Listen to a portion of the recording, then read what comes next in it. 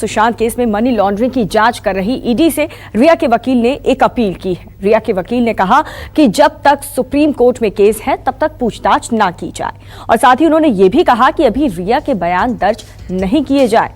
दरअसल सुशांत की पूर्व गर्लफ्रेंड रिया चक्रवर्ती को ईडी ने मनी लॉन्ड्रिंग केस में आज मुंबई दफ्तर में पेश होने को कहा, और ईडी सुशांत के खातों से होने वाले लेन देन और सुशांत रिया की कंपनियों के बारे में रिया से पूछताछ करने वाली है।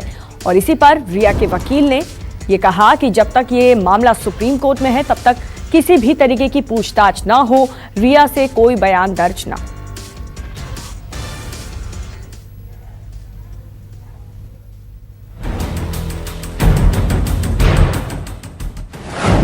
क्या सीबीआई दिलाएगी सुशांत को इंसाफ?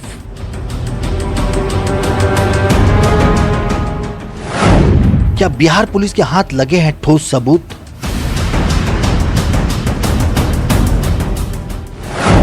मुंबई पुलिस की जांच पर क्यों उठे सवाल? सुशांत सिंह सुसाइड मामले में सीबीआई ने केस अपने हाथ में लेते हुए 7 लोगों पर एफआईआर दर्ज किया है। इसमें मुख्य नाम है रिया चक्रवर्ती, इंद्रजीत चक्रवर्ती, भाई शौविक चक्रवर्ती, मां संध्या चक्रवर्ती, सैमुअल मिरिंडा और श्रुति मोदी के साथ एक अज्ञात के खिलाफ केस दर्ज हुआ है। सीबीआई की दिल्ली टीम जल्द ही मुंबई पहुंचकर सीबीआई की मुंबई यूनिट को लॉजिस्टिकल सपोर्ट मुहैया कराएगी। एडिशनल एसपी अनिल यादव को इस मामले की जांच के लिए इन्वेस्टिगेशन ऑफिसर बनाया गया है। कम से कम सीबीआई एक बहुत इंपॉर्टेंट प्रीमियर एजेंसी है। शुरू में डर लग रहा था कहीं इतने बड़े ऑर्गेनाइजेशन में छोटे ये केस कहीं वो ना मतलब उसको इम्पोर्टेंस ना मिले, लेकिन अब लगता है कि जिस तरह से सुशांत सिंह की फ़ैन फॉलोइंग पूरे कंट्री में है और सीबीआई भी इस बात को समझेगी और उस तरह से इम्पोर्टेंस उसको मिलना चाहिए, हम लोग को पूरा उम्मीद है। तो सीबीआई एक बहुत ही प्रोफेशनल ऑर्गेनाइजेशन है, तो हम एक्सपेक्ट करते हैं कि इसमें हम लोग को जस्टिस जरूर मिलेगा। उधर ईडी भी एक्ट्रेस रिया चक्रवर्ती से आज पूछताछ करने वाली है। इस सिलसिले में ईडी का समन उन्हें पहले ही जा चुका है। समन में रिया चक्रवर्ती को सुबह 11 बजे ईडी के मुंबई ऑफिस में बुलाया गया है। हालांकि ईडी ने समन ईमेल से भेजा है, जिसका रिया चक्रवर्ती ने कोई जवाब नहीं दिया।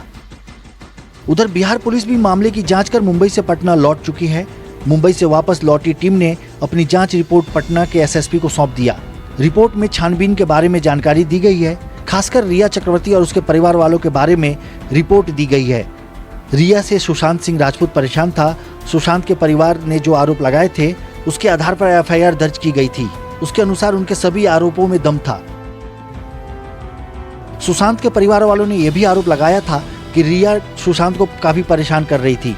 बिहार पुलिस की जांच टीम का दावा है कि जो सबूत उन्हें चाहिए था, जिस एफआईआर पर वो जांच करने गए थे, वो पूरी तरह से मुकम्मल है। काफी सारे ठोस सबूत उनके हाथ लग गए हैं, जिसके आधार पर वो आगे की कार्रवाई करेंगे और सीबीआई को पूरी मदद करेंगे। सुशांत सिंह के मामले में जैसे जैसे जांच की प्रक्रिया आगे बढ़ रही है, रोज नए खुलासे हो रहे हैं। बिहार पुलिस की दावे से ऐसा अंदाजा लगाया जा रहा है कि आगे और भी राज खुलेंगे। दिल्ली से प्रशांत देव के साथ पटना से अमिताभ, न्यूज़ 24। और इस वक्त मेरे दो सहयोगी मेरे साथ जुड़ चुके हैं। अमिताभ ओझा पटना से जुड़ चुके हैं और दीपक दुबे मुंबई से जुड़ चुके हैं। दीपक, सबसे पहले आपके पास आते हुए, ईडी रिया से पूछताछ कब से शुरू कर सकती है? कितने बजे का वक्त दिया गया है रिया को?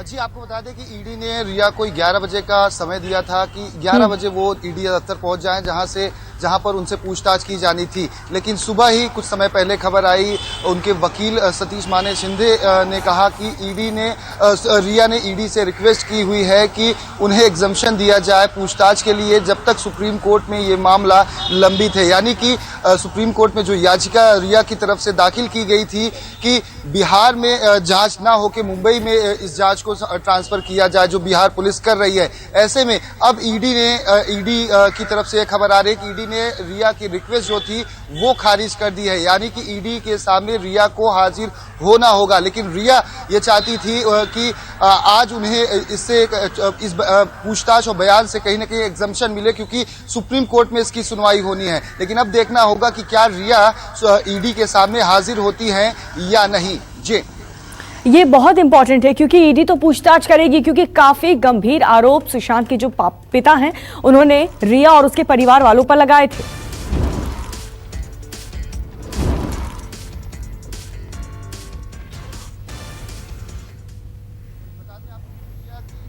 करीबी रहे हैं सैमुअल मिरिंडा और इस वक्त जिस वक्त तक सुशांत की मौत नहीं हुई थी तब तक हाउस मैनेजर के रूप में काम करने वाले सैमुअल मिरिंडा से कल 9 घंटे ईडी ने पूछताछ की है। वहीं रिया के सीए रितेश शाह से भी ईडी ने पूछताछ कर उनका बयान दर्ज किया है। सुशांत के सीए संदीप श्रीधर का भी बयान दर्ज किया गया है। ऐसे में अब महत्वपूर्ण हो चुका था कि इस पूरे मामले में रिया का बयान दर्ज किया जाए, क्योंकि रिया के ऊपर कहीं ना कहीं जो आरोप लग रहे थे 15 करोड़ को लेकर, और ईडी यह जानना चाहती थी क्या कुछ इसमें मनी लॉन्ड्रिंग की गई है, क्योंकि रिया की जो नेटवर्थ जो कमाई थी अगर बात की जाए साल 2018 और 19 की तो महज 10 से 12 लाख रुपए और 12 से 14 लाख रुपए थी। लेकिन रिया ने 2 फ्लैट खरीदे हुए थे, एक मुंबई के खार इलाके में जो अपने नाम पर उन्होंने लिया हुआ था और एक दूसरा फ्लैट था जो अपने परिवार के नाम पर लिया हुआ था। ऐसे में ये ईडी जानना चाहती है कि जिसकी कमाई महज 12 से 14 लाख रुपए है वो 80 लाख रुपए तक के फ्लैट कैसे खरीद सकता है, उसकी जो आय की इनकम है वो क्या है, सोर्स ऑफ इनकम क्या है, क्योंकि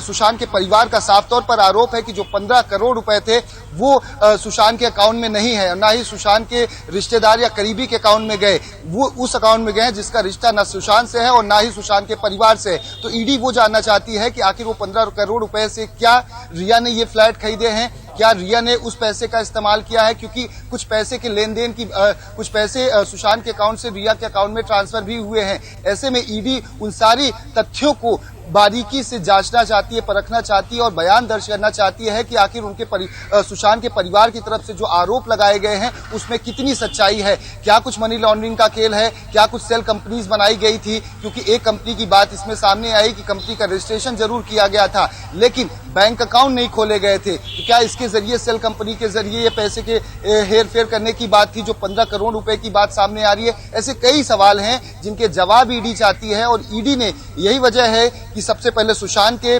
सीए संदीप श्रीधर से पूछताछ की, रितेश शाह जो रिया के मैनेजर सीए रह चुके हैं उनका बयान दर्ज किया, सैमुअल मिरिंडा जो सुशांत के हाउस मैनेजर हैं और पहले रिया के लिए काम कर चुके हैं। रिया ने ही जब सुशांत के तमाम जो करीबी जो एम्प्लॉइज थे उनको निकाला था। तो बिल्कुल दीपक, अब देखना होगा कि ईडी से पूछताछ के बाद कितना बड़ा खुलासा होता है। लेकिन नमस्कार, मैं हूं मानक गुप्ता। अगर आपको हमारा ये वीडियो पसंद आया हो तो इसे लाइक और शेयर जरूर करें और हाँ, हमें सब्सक्राइब और फॉलो करना ना भूलें ताकि आप देश और दुनिया की कोई खबर मिस ना करें। तो जुड़े रहिए हमारे साथ और देखते रहिए न्यूज़ 24।